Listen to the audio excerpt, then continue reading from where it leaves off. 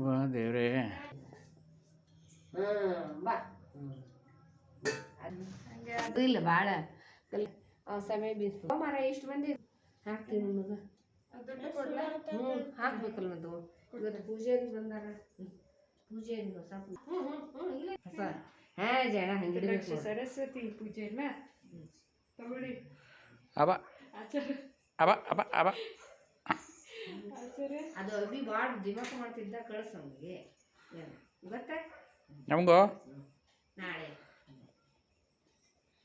ಆ ಮನೆಗೆ ಮುಂದೆ ಅದು ರಾತ್ರಿ ಕಡೆ ಎರಡು ಬಾಳೆಹಣ್ಣು ಎಲ್ಲಿ ಅಡ್ಕಿ ಕೊಟ್ಟು ಅವ್ರು ಇಟ್ಕೊಳಕಂತ ನಿನ್ಗೆ ದೇವ್ರ ಗ್ರೀವ ಎಷ್ಟು ಚೆನ್ನಾಗಿ ಹೇಳ್ತಾನೆ ಬಂಗಾರ ಖುಷಿ.